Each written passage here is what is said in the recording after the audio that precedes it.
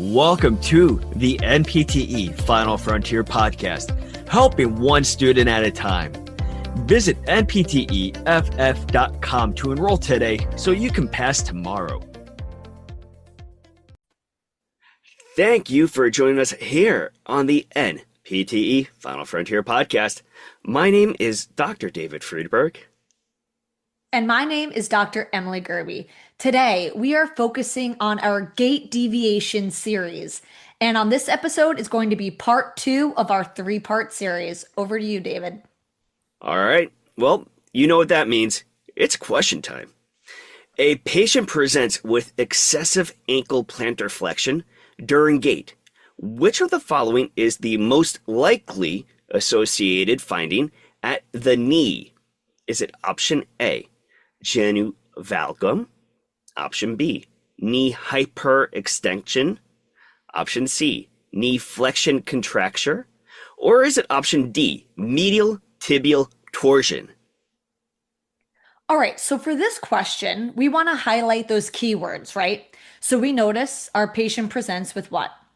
Excessive ankle plantar flexion during gait. So that's what we should be highlighting for this question. And then we want to know, well, which of the following is the most likely associated findings that are occurring at the knee? All right, so remember, our patient has excessive ankle plantar flexion. Now, what does excessive plantar flexion limit? It limits forward progression of the tibia over the foot. So when this happens, it results in the body compensating by forcing the knee into hyperextension to maintain stability during stance. All right, so let's break down the options. First up, we had option A, genu valgum. This is incorrect because genu valgum is a frontal plane deformity. It is not associated with plantar flexion mechanics. Remember, warriors, we always want to stick to our plane, right? So that's why we can cross off option A, genu valgum. Next up, option B. Ooh, knee hyperextension. Isn't that what I just explained? All right, that looks like a great option choice, and it is in fact the correct option choice. Because remember, excessive plantar flexion drives that tibia posteriorly, leading to knee hyperextension. What's another name for knee hyperextension? If you just said genu recurvatum, you are also correct. All right, and then option C was knee flexion contracture.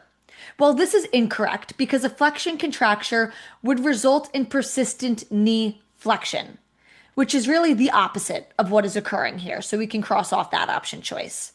And then finally, D, medial tibial torsion. This is incorrect because now this is a rotational deformity and does not directly relate to that sagittal plane motion, such as a plantar flexion deviation. Same thing like our previous option choice.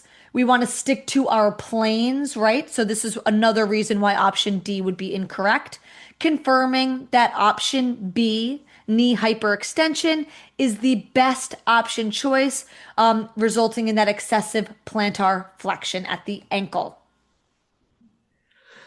And now, when you see excessive plantar flexion, you should immediately be thinking, what's happening up that chain? Remember that kinematic chain? All right, so let's check it out a little bit. The tibia can't move forward, so the knee goes into hyperextension. And often you'll also see an anterior pelvic tilt. This is sometimes referred to as the high heel pattern. Once you recognize one piece of the pattern, you can start to predict what else is happening in that chain and just keep on working your way up through it.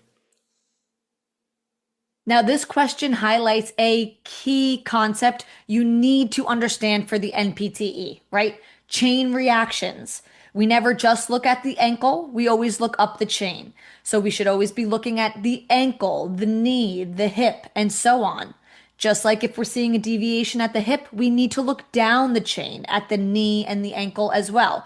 Always look at our other corresponding joints. That will not only help on the NPTE, but it will help you succeed as a clinician as well. Now that you heard the podcast, Here is a quote from Benjamin Franklin. Energy and persistence conquer all things. So where are you placing your energy? What are you pursuing? Where should you be putting your energy right now? You should be putting it, well, you should retain it with yourself, but also putting it towards that NPTE, all of that structure, and fighting for this. You can do this. Keep persisting and keep on fighting forward. You are powerful. You are strong. You are a final frontier warrior. You will pass.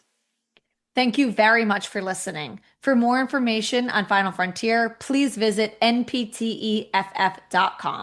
You can also check out all of our social media platforms such as Facebook, Instagram, TikTok, and X.